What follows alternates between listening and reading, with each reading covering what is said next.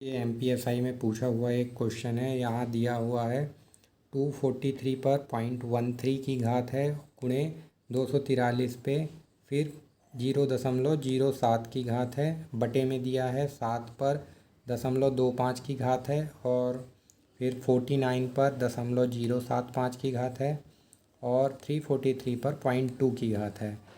तो जैसे कि आप देख सकते हैं ऊपर में 243 है और ये भी 243 है। तो मैथमेटिक्स का रूल होता है कि अगर बेस समान हो, जैसे कि यहाँ पे है 243 अगर बेस समान हो तो घातें आपस में जुड़ जाती है। मतलब x की घात m है और x की ही घात n है, तो ये आपस में जुड़ जाएंगी। तो हमने वही किया है, 243 की घात 0.13 और 0.07 को जोड़ दिया। 0.13 और 0.07 को जोड़ दिया क्योंकि इनका बेस जो था वो समान था, 243 ही था।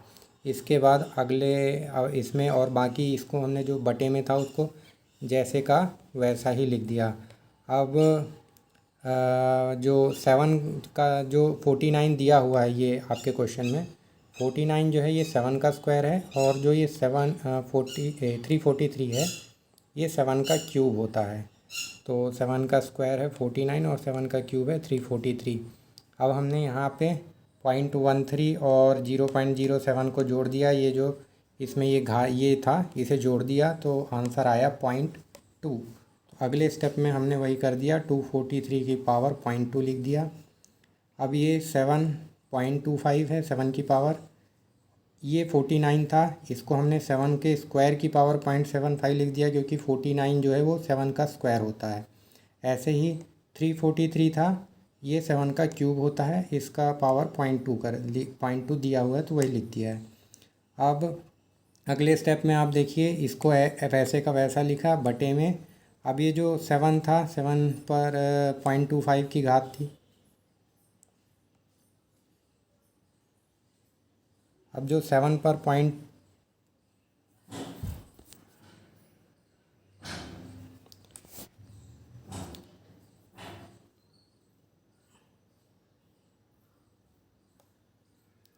अब ये जो 7 पर ये 7 पर 0.25 की घात है और 7 के स्क्वायर पर 0.075 की घात थी, तो इसको इससे मल्टीप्लाई हो जाएगा ये, तो इसका आंसर आएगा 0.15 और 3 का इसमें मल्टीप्लाई हो जाएगा तो 0.6 आ जाएगा।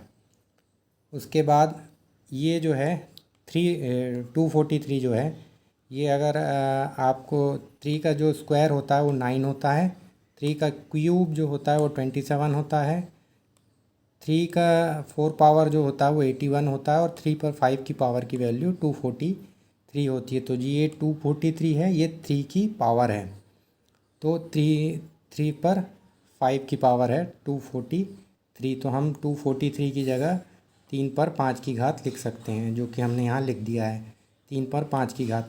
अब जैसे ये ऊपर वाले क्वेश्चन में हमने इसमें घातें जोड़ी थी, वैसे ही अब इनके बेस सबके 7 7 और 7 हो गए हैं, तो ये घातें भी आपस में जुड़ जाएंगी। तो अगले स्टेप में हमने वही किया है, घातों को आपस में जोड़ दिया है। 0.25 प्लस 0.15 प्लस 0.25 प्लस 0.15 प्लस 0.6, तो ये आपस में जुड़ गई।